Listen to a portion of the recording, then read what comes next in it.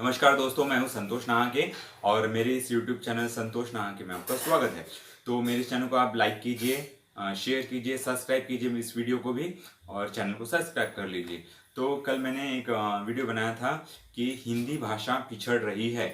हाँ, जो local language है अपनी वो पिछड़ रही है और जो फॉरेन लैंग्वेज है इंग्लिश वो आगे आगे बढ़ रही है।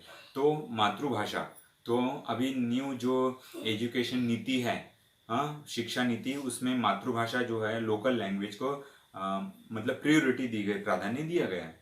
तो इससे मतलब लोकल लैंग्वेज को ज़्यादा प्राधान्य मिलेगा। और हम भारत में हमारे हिंदी दिवस भी मनाया जाता है और अलग अलग राज्यों में ये दिन मनाया जाता है मातृभाषा। तो हम बचपन में मतलब अब महाराष्ट्र में मराठी बोलते हैं, हिंदी भी बोलते हैं और मतलब अलग अलग जगह पर मातृभाषाएं अलग अलग होती है। और हमारी राष्ट्रभाषा जो है पूरे भारत में हिंदी है। तो हिंदी पिछड़ रही है, तो मातृभाषा है यहाँ पर। मातृभाषा यानी माता, हाँ, जब हम बचपन से पैदाइश बोलते हैं तो माता, तो माँ जो है वो हमारी माँ है, धरती माँ है, हमारी माँ है। अब तो यहाँ पर क्या हो रहा है ना, 8 मार्च को आपको पता है क्या कौन सा दिन मनाया जाता है? अंतर्राष्ट्रीय दिवस 8 मार्च को महिला दिवस के रूप में मनाया जाता है।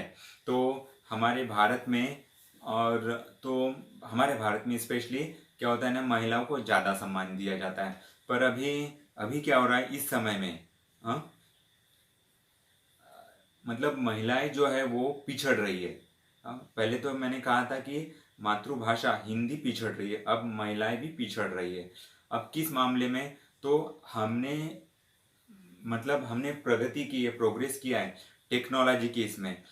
हम बहुत ऊपर ऊपर जा रहे हैं, पर हमारा मानसिक स्तर जो है एकदम निचले लेवल पर आ चुका है। तो ऐसा क्यों बोल रहा हूँ मैं अभी? तो इसके इसके बहुत से रीज़न हैं, इसके बहुत से कारण भी हैं।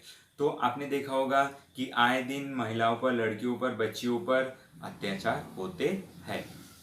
तो यही एक कारण है दोस्तों, महिलाएं पिछड़ रही है। और मेरी एक इजी टेंस बुक भी है, उसमें बेटी बचाओ बेटी पढ़ाओ का नारा दिया है मैंने। तो मतलब जब तक लड़कियां हैं तब तक जीवन है, हाँ, और पेड़ पौधे और लड़कियां कम कम होती जा रही है। तो इसलिए मैंने कहा था कि दुनिया भी खत्म होने वाली है। तो अब कल 26 अगस्त था, 26 अगस्त, और 26 अगस्त जो है वो महिला समानता दिवस के रूप में पूरे दुनिया में मनाया जाता है। महिला समानता दिवस। अभी आपने देखा होगा कि जब दूल्हा दुल्हन रहते हैं तो एक दूल्हा ऊंचा रहता है और दुल्हन थोड़ी हाइट में छोटी रहती है। तो मतलब समानता नहीं है, ये बात तो चलती, ये प्राकृतिक है, नेचुरल है। पर हमने, हमारे हाथ में, समाज के हाथ में महिलाओं को समान लेवल का महत्व देना चाहिए। ये हमारे हाथ में है, हमने उन्हें समानता देनी चाहिए, समान अधिकार देने चाहिए। और ऐसा सभी लोगों ने सोचना चाहिए।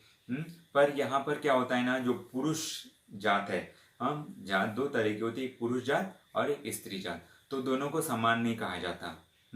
पर ऐसा नहीं होना चाहिए। हाँ, अब क्या होता है ना, रोजगार के क्षेत्र में भी अब महिलाएं भी काम करती है, पुरुष भी काम करते हैं। दोनों को एक जैसी रोजगार होना चाहिए, मतलब पेमेंट मिलना चाहिए, पगार, रोजंदारी मिलना चाहिए। तो यहाँ भी फर्क होता है। और क्या होता है ना अभी, तो 1893 को न्यूजीलैंड में समानता का ऊपर समानता मिलनी चाहिए, इसलिए आंदोलन उठाया गया था।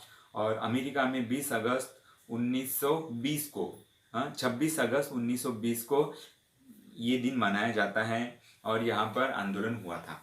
तो आपको क्या लगता है, सचमुच महिलाओं को अधिकार मिला है समानता का? हमारे भारत में भी बहुत सारी उदाहरण ऐसी, उनके ऊपर अत्याचार होते, उनके ऊपर उनसे भेदभाव किया जाता है। तो क्या आप अपने मम्मी को, बहन को, हाँ, और घर की जो महिलाएं हैं उनको प्राणायाम करने के लिए बोलते हैं? नहीं बोलते। क्यों नहीं बोलते? आप बोलते भी होंगे पर वो महिलाएं करती नहीं है। क्यों? क्योंकि वो महिलाएं अपने परिवार को, अपने परिवार की परवरिश करने के लिए काम करती रहती है। महिलाएं ऐसी एक व्यक्ति है जो अपने परिवार के लिए बिना पेमेंट के ही काम करती है 24 घंटे। हाँ, वो किसी तरह की पेमेंट, पेंशन, पगार पानी घर के लोगों से नहीं मांगती। तो उनका सम्मान होना चाहिए। वो पैसा नहीं मांगते, उनको सम्मान चाहिए, उनको अधिकार चाहिए, उनको इज्जत देनी चाहिए। पर ऐसा होता नहीं है। तो अब क्या होता है ना यहाँ पर, तो वो दिन भर 24 घंटे वो अपने परिवार के लिए काम करते रहती है। आपने उनको कभी प्राणायाम करते हुए नहीं देखा होगा, करते भी देखा होगा टीवी में, सीरियल्स में। तो वो कौन है? नौकरी पेशा लोग जो है वो अपने घर पे नौकरानी रखते हैं, उनका काम कम हो जाता है, तो वो अन्य जो समाज में जो कार्यक्रम होते हैं उसमें वो मिलती है। पर 90% जो महिलाएं हैं वो अपने परिवार के साथ में रहती हैं और वो अपने परिवार के लिए ही चलती हैं, जिंदा रहती है। तो भारत में 80% महिलाएं कुपोषण का शिकार भी होती हैं। ये सुनकर आपको आश्चर्य होगा। और मतलब 80% महिलाएं वो भोजन कम खाती है। और क्या हो गया ना, वो पौष्टिक खाना नहीं खाती है, इसलिए वो कुपोषण की शिकार ज़्यादा होती है। अब यहाँ पर क्या होता है ना, कुपोषण के शिकार तो गरीब परिवार से, जो गरीब फैमिली के लोग हैं वहाँ की महिलाएं पोषण जो है वो पोषण युक्त आहार कम लेती, इसलिए उस समाज में जो बालक है, बालक की मृत्यु प्रमाण ज़्यादा होती है। महिलाएं कुपोषित होती है, उनकी संतानें कुपोषित होती हैं और इस तरह से कुचक्र चलते रहता है। तो सरकार भी मतलब इसको दूर करने के लिए प्रयासरत है।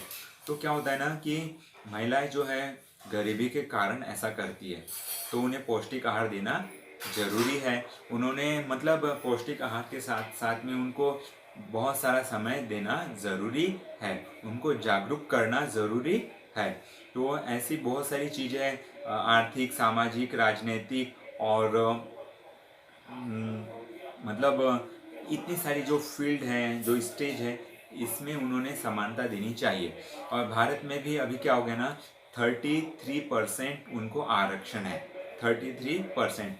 पर मेरे ख्याल से 33% जो है आरक्षण वो भी बहुत कम है, 50% होना चाहिए और महिलाओं ने आवाज़ उठाना चाहिए। और जो अब राजनीतिक तौर पर ये तो हो रहा है कि 33% महिलाएं, तो ग्राम पंचायत लेवल पर और जिला लेवल पर, नगर पालिका, महानगर पालिका की जगह पर 33% आरक्षण लागू है।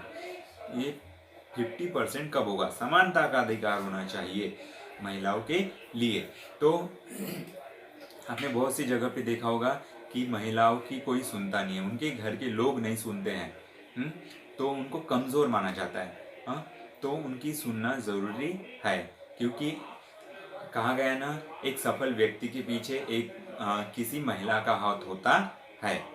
महिलाएं जो हैं वो अपना घर संभालती है, परिवार संभालती है, देश को भी संभालती है।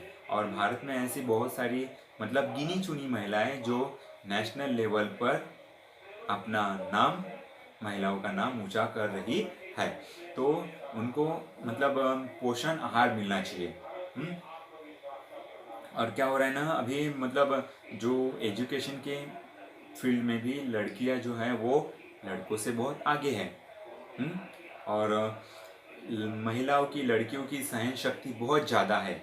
हाँ, उनको मतलब वो दुख में बहुत रोती है, इसलिए उनकी सहन शक्ति ज़्यादा है। अब सहन शक्ति ज़्यादा रहने से वो अपना दुख किसी को बता नहीं सकती है, घुट घुट के जीने में उनको नसीब में है, ऐसा हम बोल सकते हैं। तो महिलाएं जो है उनको समानता का अधिकार मिलना चाहिए। तो ऐसी बहुत सारी 50% आरक्षण, ये बात जरूरी है।